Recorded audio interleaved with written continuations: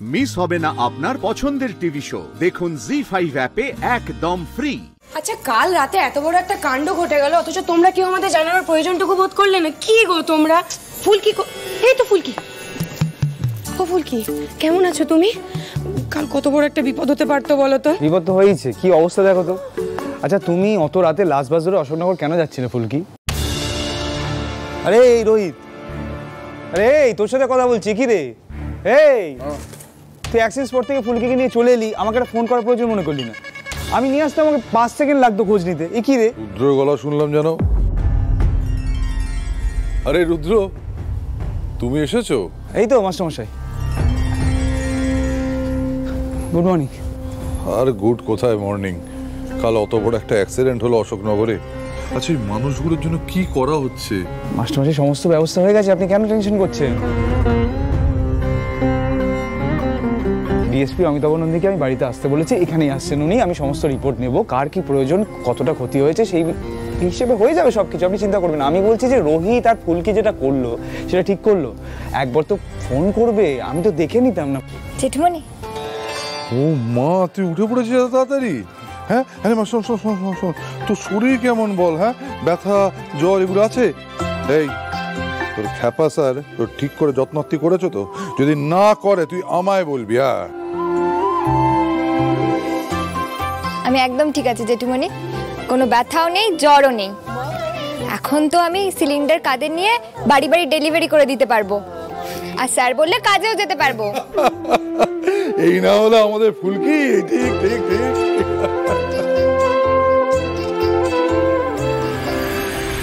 রুদ্রদা, কথা আছে, এদিকে এসো। হ্যাঁ,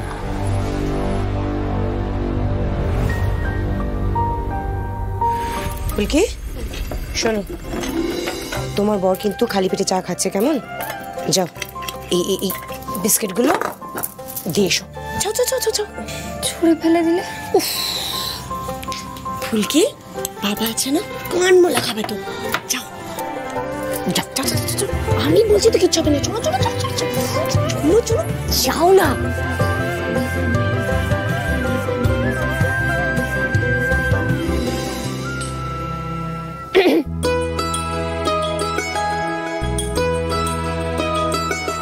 স্যার, না মানে খালি পেটে চা খেলে অম্বল হয়।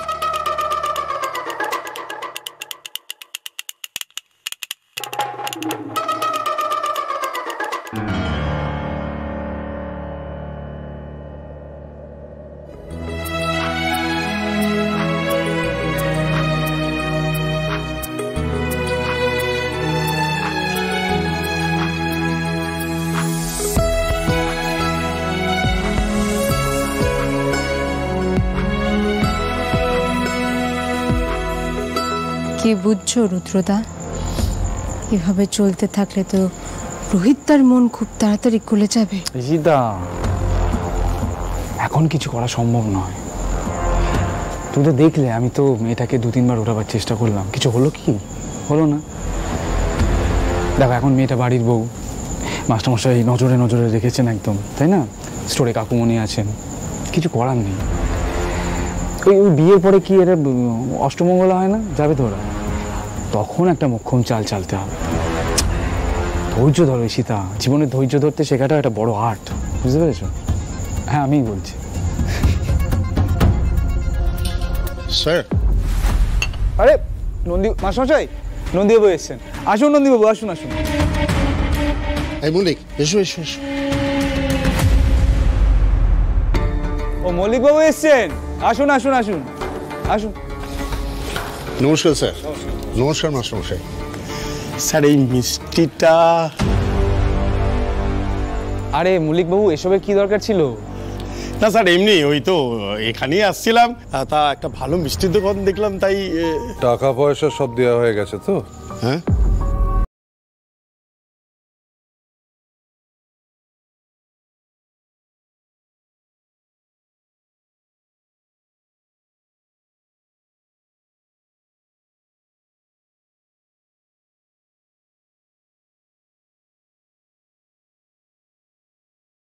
যে আপনারা ওই অ্যাক্সিডেন্ট জোনে গেছিলেন তো স্পটে, মানে খবর পেয়েছিলেন ঠিক করে? না, ওই অ্যাক্সিডেন্টে 10 মিনিটের মধ্যে তো আমরা ওখানে পৌঁছে গেছিলাম। আচ্ছা, আমি আবার মল্লিককে ডেকে নিলাম।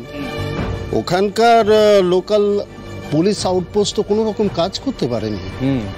ওমা জেঠুমনি, কালকে তো আমি অ্যাক্সিডেন্টের জায়গাতেই ছিলাম, কই ওনাদের তো দেখিনি।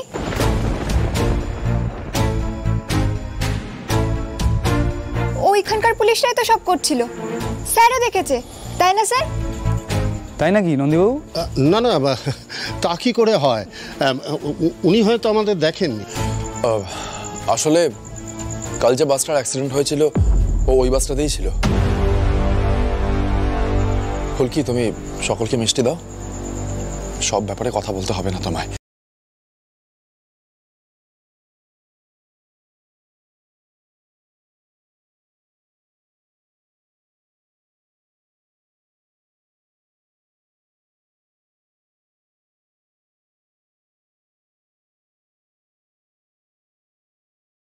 মানুষকে চেনা যায় এটা মানবি তো?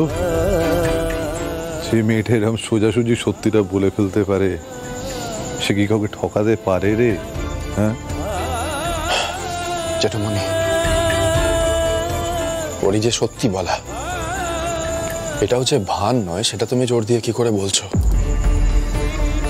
আমি ক্রমশ বুঝতে পারছি এই মেয়েটার মিথ্যে কথা বলার লেভেলটাই কিন্তু আলাদা।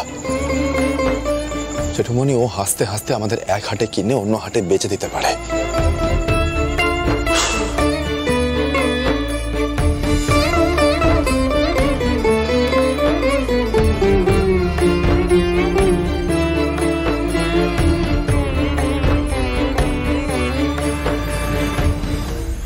আপনারা বসুন, যান, আসুন বসুন, মিষ্টি খান, যান বসুন।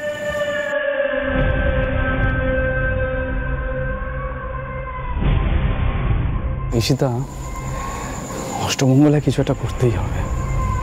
এই ফুলকি মেয়েটার না একটা ক্ষমতা আছে, সেটা আগে সহজে বুঝে উঠতে পারিনি, কিন্তু যত দিন যাচ্ছে তত বারবার মনে হচ্ছে এই মেয়েটা পরে কিন্তু থ্রেট হয়ে উঠতে পারে।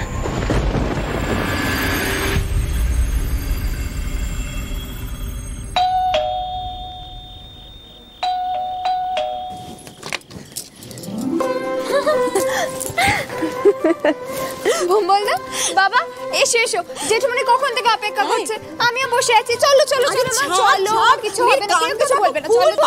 কি হচ্ছে ফুলকি? এটা শ্বশুর বাড়ি না তোমার? হ্যাঁ, নমস্কার নমস্কার নমস্কার নমস্কার, কেমন আছেন? ওই অষ্টমঙ্গলার নেমন্তন্ন করতে এলাম আর কি। আসুন। আরে এইসবের আবার কি দরকার ছিল? না না, এই তো সামান্য। বেআই মশাই, বলছিলাম যে মেয়ে জামাইকে যদি কালকে একটুখানি আমার বাড়িতে পাঠিয়ে দেন আর কি। ও দিদি, আমার মেয়েটা আপনাদের সমস্ত কথাবার্তা শুনে চলছে তো, পাগলিটা আবার আপনাদেরকে কোনো বিপদে ফেলেনি তো?